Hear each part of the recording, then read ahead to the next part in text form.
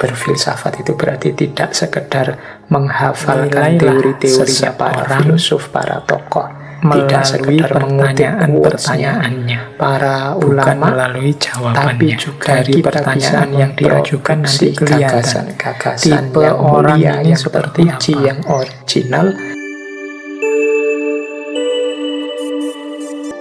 Assalamualaikum warahmatullahi wabarakatuh.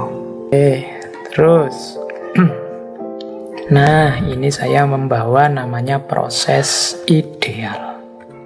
Proses ideal itu bagaimana sih cara mengembangkan pertanyaan, bagaimana arus dari bertanya sampai jadi ilmu dan nanti dikembangkan. Ini namanya proses ideal. Dalam hidup kita, ini kan teman-teman tadi sudah ngerti teknik-tekniknya bertanya, bahkan strateginya menjawab. Perhatikan setelah bertanya kan nanti ada jawaban-jawaban. Setelah question kan nanti ada answer. Setelah dapat jawaban ada decision. Decision itu keputusan. Oh, saya putuskan memilih jawaban ini. Nah, itu decision. Menurut saya yang benar ini, itu decision. Kalau sudah decision, yo selanjutnya action. Action itu tindakan. Oh ya, saya dapat jawabannya ini, kebenarannya ini, inilah yang saya lakukan. Sesuai dengan kebenaran jawaban yang saya temukan tadi. Nah, itu action. Tindakan itu biasanya nanti membuahkan hasil, result. Jadi, saya melakukan itu, hasilnya ini. Nah, itu result. Nah, setelah result, hasilnya kelihatan, yang terakhir adalah evaluation. Evaluation itu diuji. Kan keputusan kita tidak selalu pasti benar. Kadang-kadang ada keliru-kelirunya, ada kurang-kurangnya. Tapi ketika kita sudah menjalankan, sudah kelihatan hasilnya, kan bisa kita uji, bisa kita evaluasi. Oh, ternyata jawabanku terhadap pertanyaan tadi kurang tepat. Jawabanku ada kurangnya, ada tidak benarnya. Nah, ini gunanya evaluasi. Jadi ini yang saya sebut proses ideal. Proses setelah kita bertanya, kemudian memutuskan jawaban yang tepat, kemudian menjalankan hasil jawaban itu, kemudian melihat hasilnya, dan yang terakhir refleksi evaluasi. Kita uji lagi, kita evaluasi lagi, apa benar jawabanku pas. Apa isinya evaluasi itu? Ya pertanyaan lagi, mempertanyakan lagi terhadap jawaban yang semula sudah kita berikan. Ini saya sebut proses ideal.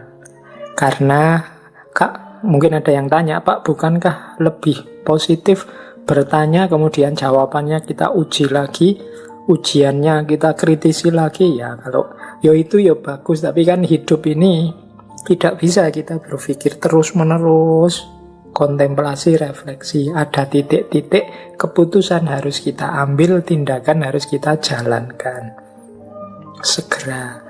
Maka diskusi iya, berpikir iya, refleksi iya, tapi kan harus ada titik kita putuskan.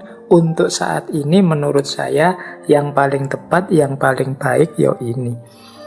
Nah, tapi jangan lupa ada wilayah refleksi.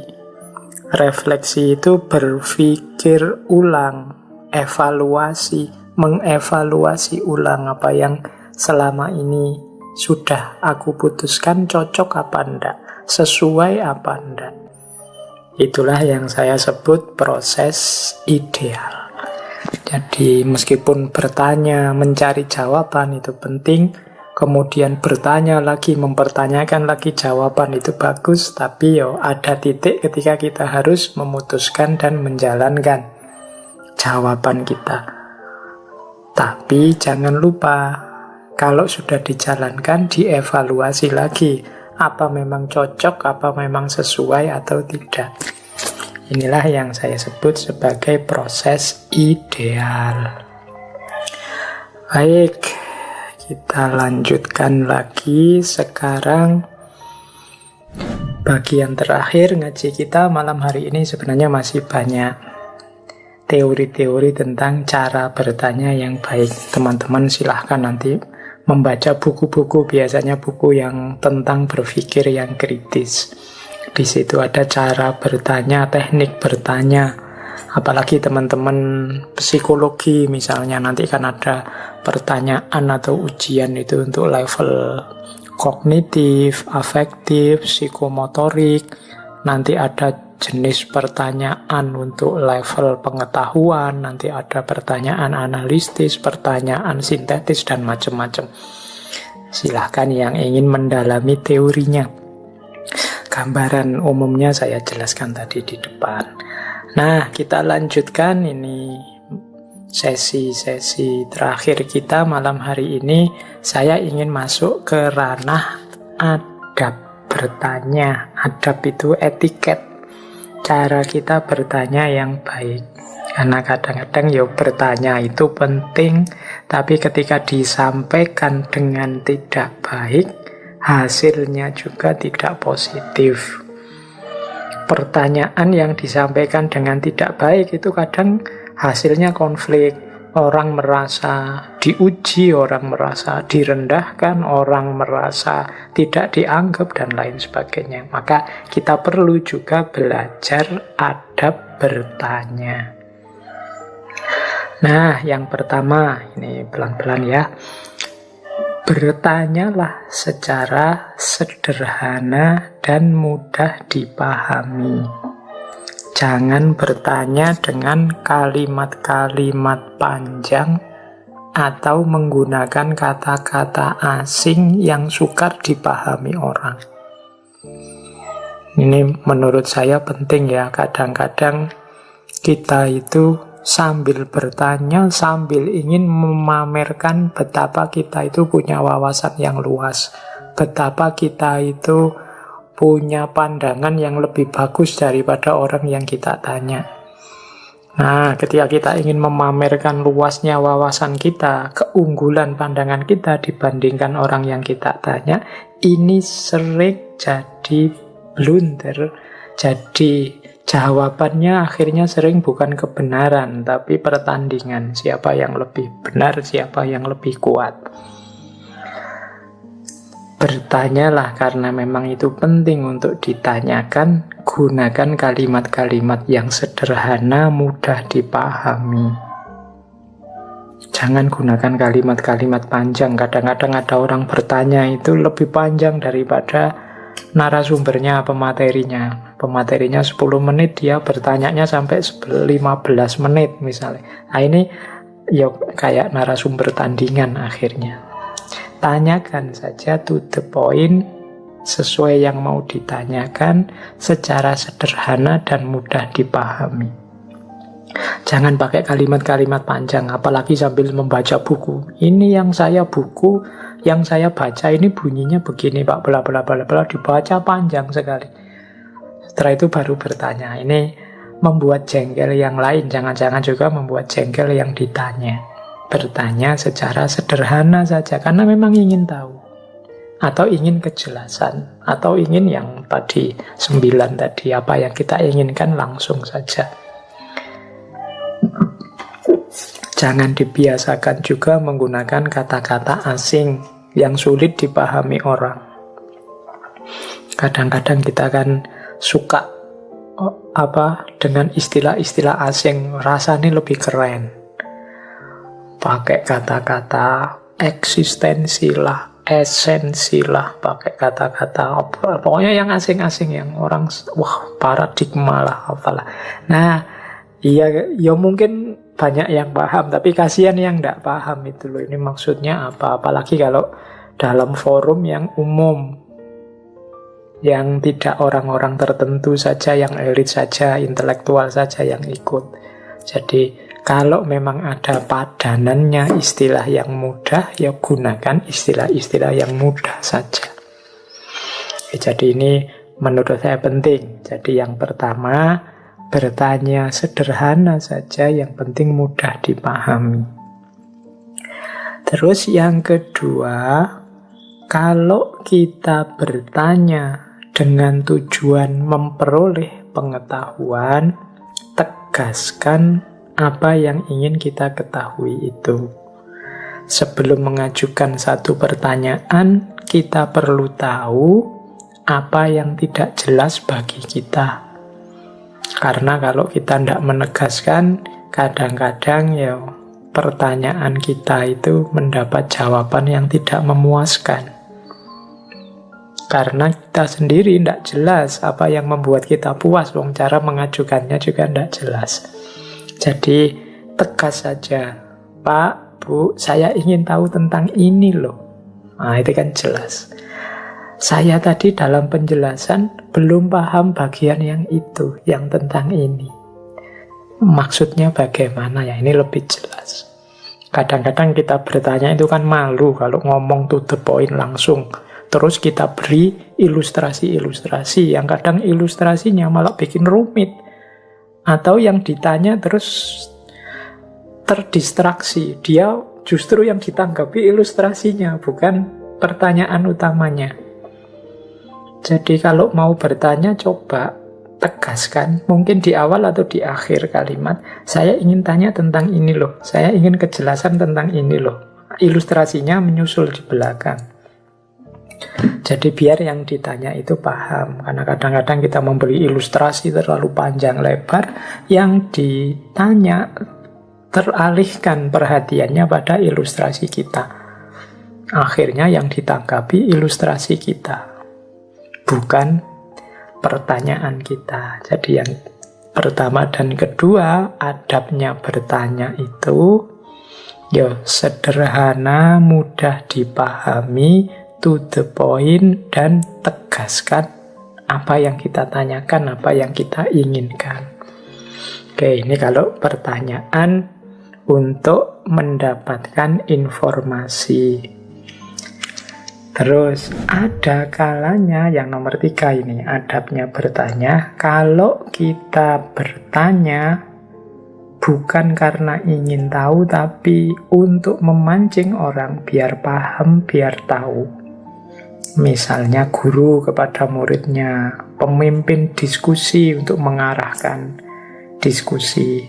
Nah, ada baiknya kita tidak langsung bertanya tentang inti permasalahannya, tapi diberi tambahan-tambahan informasi. Siapa tahu orang yang kita arahkan, ya orang yang kita tanya belum ngerti informasi dasarnya. Tadi kan untuk bertanya itu harus ngerti informasi dasarnya.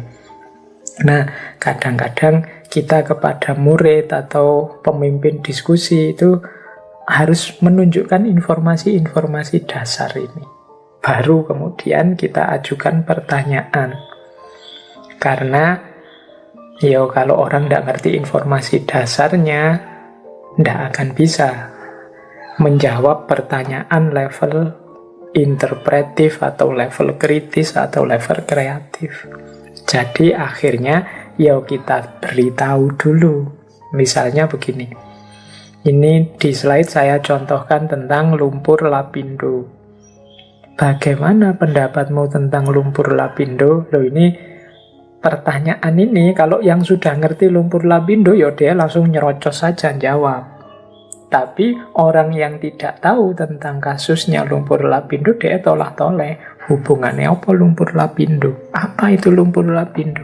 Wong tentang lumpur saja kok dibahas. Nah, maka sebelum bertanya boleh kita kasih informasi dasar awalnya. Misalnya begini, sebagaimana kita tahu beberapa tahun yang lalu terjadi luapan lumpur yang tidak bisa dihentikan di daerah Sidoarjo, Jawa Timur, yang berasal dari bekas pengeboran perusahaan yang bernama Lapindo. Bagaimana pendapatmu tentang hal ini? Loh, kalau itu kan jelas. Jadi orang ngerti informasi dasarnya. Ini untuk kita ya, yang kadang-kadang bertanya untuk menguji kapasitas itu butuh informasi dasar. Pada murid kita, pada peserta diskusi dan lain-lain. Karena tidak semua orang ngerti. Nah, ini adab kedua.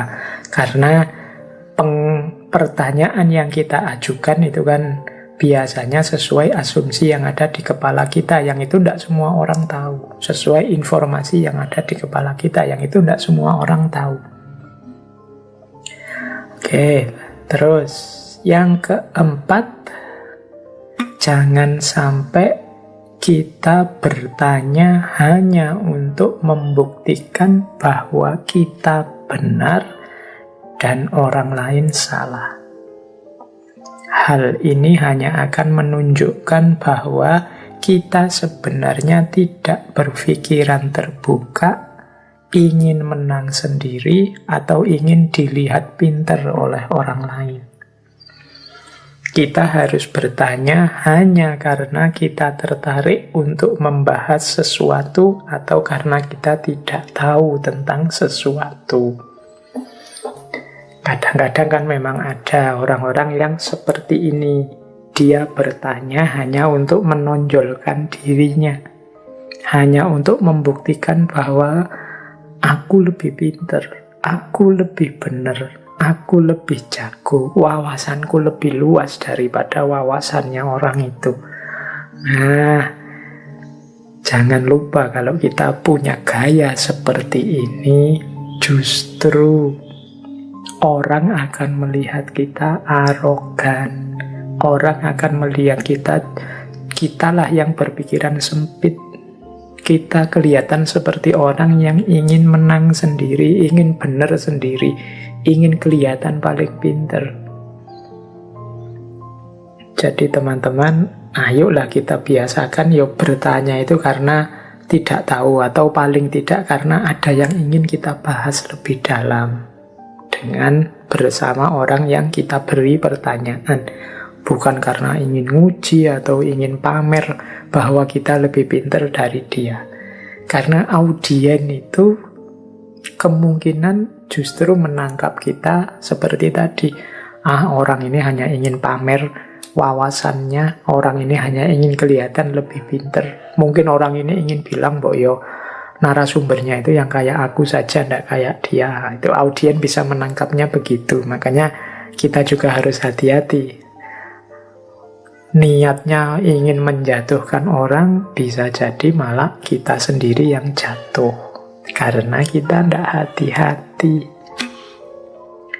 Baik, jadi itu yang keempat. Ini warning untuk kita ya. Kalau memang ingin bertanya karena memang kita tidak tahu atau ingin membahas lebih dalam, karena mungkin yang orang ini lebih ahlinya, siapa tahu bertukar pikiran bersama melahirkan wawasan-wawasan baru yang luar biasa. Terus adabnya bertanya juga, susunlah pertanyaan sesuai dengan ide-ide, asumsi-asumsi yang menjadi bahasan. Jangan bertanya di luar kajian yang sedang dibahas atau di luar asumsi-asumsi yang sedang dikaji. Ketika orang bicara sosiologi, pertanyaan-pertanyaan kita dalam konteks sosiologi. Kalau orang sedang membahas pertanian, pertanyaan-pertanyaan kita relevan dengan dunia pertanian. Karena kita tidak boleh egois. Pokoknya saya ingin tanya ini, peduli amat ini temanya tentang apa. Ini biasanya kasihan yang lain. Dalam sebuah forum diskusi itu kan tidak semua orang cocok dengan ide atau isu yang ingin kita angkat yang berbeda dengan tema umum diskusi. Kadang-kadang ada yang bertanya misalnya, mohon maaf ya Pak, ini tidak sesuai dengan konteks kajian kita hari ini. Nah itu kalau memang sudah ngerti tidak sesuai, kalau tidak sangat urgent, sangat penting, mending nanti saja setelah diskusi baru ditanyakan. Karena di forum diskusi yang banyak pesertanya, di forum publik, itu kan kasihan yang lain. Kalau kita hanya membunyikan kepentingan kita yang tidak pasti, tidak selalu selaras dengan kepentingannya orang banyak yang sedang ikut diskusi. Maka usahakan yang tampil di forum ya sesuai temanya, sesuai dengan konteks bahasan yang sedang dilakukan. Kalau pas tidak cocok, tidak sesuai, ya ditunggu di forum berbeda, atau ya diskusi jabri saja, diskusi berdua saja dengan narasumbernya. Ya kecuali diskusinya adalah diskusi yang privat, berdua saja, atau diskusi untuk forum khusus yang bebas, mau ngomong apa saja boleh, ya monggo. Tapi biasanya memang diskusi yang tidak fokus, apa saja bisa dibahas, itu diskusi yang tidak produktif. Hasilnya tidak maksimal. Kemudian, ya nomor 6 ini tentang akhlak. Yo bertanyanya secara sopan, menghargai pandangan orang lain. Jadi kita bertanya itu kan untuk mencari informasi, untuk mendalami pengetahuan. Oleh karena itu ya harus kita hargai orang yang kita beri pertanyaan. Kalau bertanya yang sopan. Bahkan seandainya responnya tidak seperti yang kita inginkan. Misalnya jawabannya kok tidak nyambung, ya bertanya lagi saja tanpa harus merendahkan, tetap dengan cara yang sopan. Bahkan mungkin seandainya, meskipun ini tidak terpuji, misalnya yang ditanya itu gayane nyelekit, menyakitkan hati. Misalnya ditanya baik-baik, jawabannya misalnya, dasar engkau orang bodoh, dasar kau tidak pernah dengarkan kajian, tidak pernah baca buku. Ini kan jawabannya nyelekit. Harusnya ya tidak boleh seperti itu. Tapi ya kita jangan membalas dengan hal yang sama. Dia membuat kita nyelekit, terus kita balasnya juga membuat dia nyelekit juga, membuat dia sakit juga. Tidak. Ya kalau gitu kita sama-sama jeleknya dengan beliau. Jadi yang baik saja yang kita keluarkan karena kita orang baik. Yang sopan yang kita tampilkan karena kita orang sopan. Kita hargai apapun situasi dan kondisinya beliau. Jadi tidak kemudian kalau dia ngomong jelek kita balas jelek. Dasar engkau bodoh. Nanti dikasih silahkan ada respon balik, terus kita bilang bapak juga lebih bodoh dari saya, masa bodoh wae, gegeran nanti akhirnya. Jadi ya sudah, kadang-kadang ketika responnya tidak memuaskan atau jawabannya nyelekit, ada saatnya kita ya sudah, berarti beliau mungkin tidak berkenan dengan pertanyaan saya, atau mungkin beliau belum siap untuk menjawab. Ya sudah, dihentikan saja, tidak usah dilanjutkan. Nah, itu menurut saya sikap yang bijaksana. Jadi jangan sampai forum keilmuan yang mulia berubah jadi forum saling menjelekkan, saling menjatuhkan. Harusnya rahmat Allah yang datang, akhirnya malah laknat. Isinya konflik dan permusuhan saja. Nah, ini masalah menurut saya. Jadi kalau memang ada indikasi, wah ini diskusinya tidak produktif lagi, tidak rasional lagi, sudah emosional, dihentikan saja. Apalagi yang teman-teman mungkin jadi moderator atau yang ngatur diskusi atau MC-nya boleh.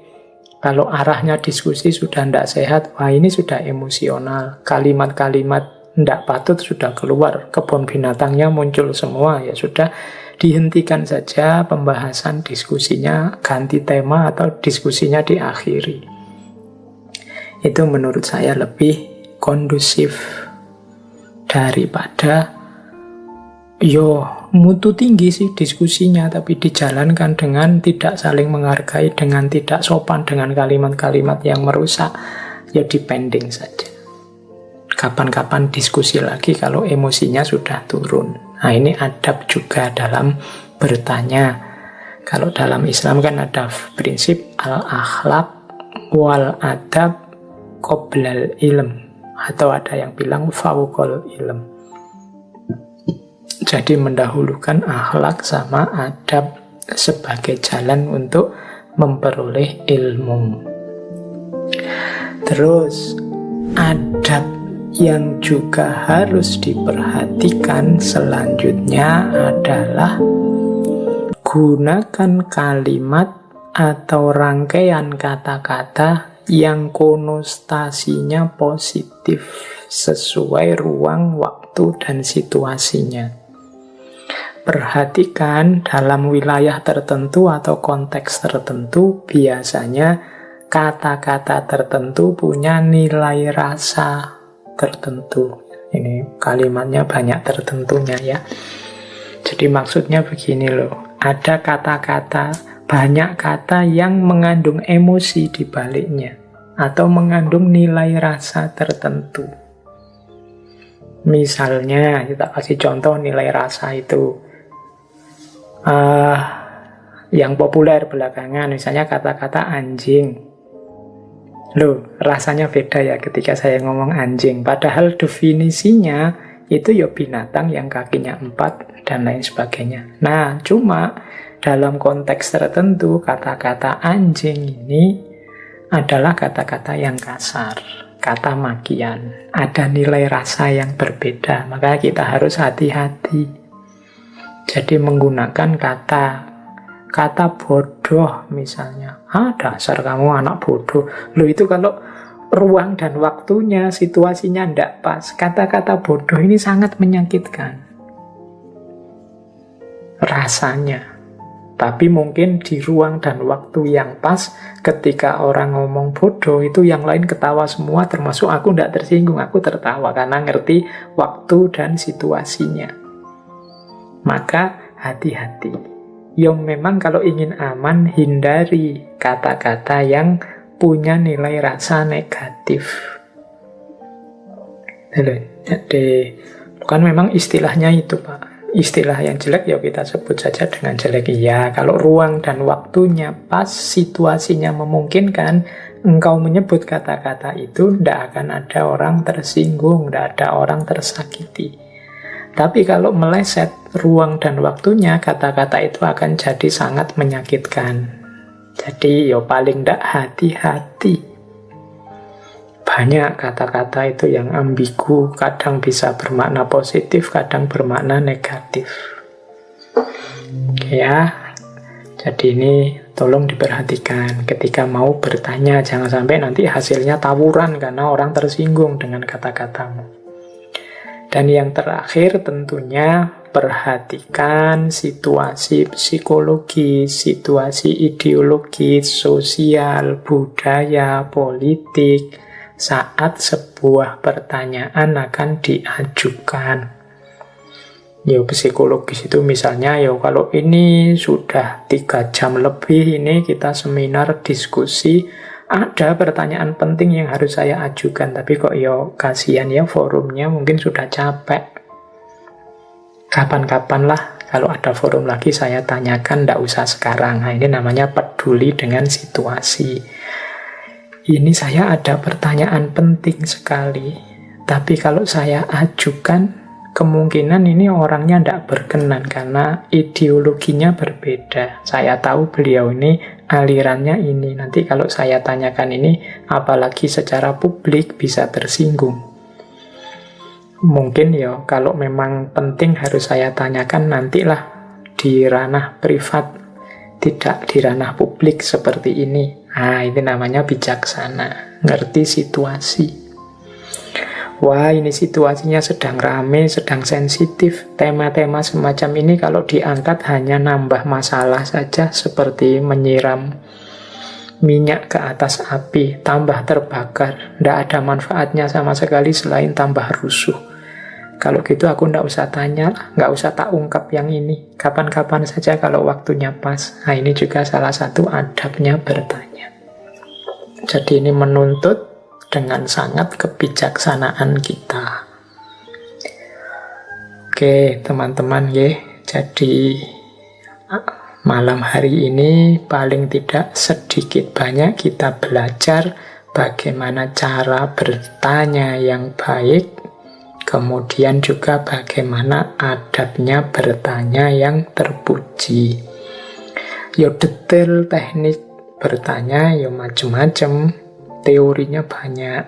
Tapi paling tidak menurut saya pelajaran besar dari malam hari ini bagi teman-teman yang ingin berfilsafat. Berfilsafat itu berarti tidak sekedar menghafalkan teori-teorinya para filosof, para tokoh, tidak sekedar mengutip quotes-nya para ulama, tapi juga kita bisa memproduksi gagasan-gagasan yang mulia, yang terpuji, yang original. Ya kita pertama-tama memang harus siap bertanya, harus bersemangat untuk mempertanyakan, sehingga nanti lahir gagasan-gagasan baru yang original. Ya tentunya yang nanti akan kita jalani, akan kita jalankan dengan cara-cara yang baik dan tepat. Oke, saya kira itu ya teman-teman untuk malam hari ini. Semoga tidak terlalu berat, ini materinya murni materi kampus ini sebenarnya. Yang kuliah logika atau kuliah tentang berpikir kritis, materi tentang pertanyaan ini pasti ada. Nanti mungkin di ranah psikologi ada lagi metode-metode bertanya yang sesuai dengan psikologinya manusia. Kemudian nanti kalau teman-teman ada tes-tes IQ, tes TPA, itu kan jenis-jenis pertanyaan juga. Itu biasanya dikaji di kampus-kampus.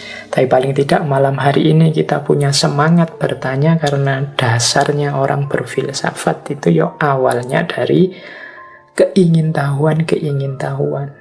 Nah, keingintahuan itu penerjemahannya adalah bertanya.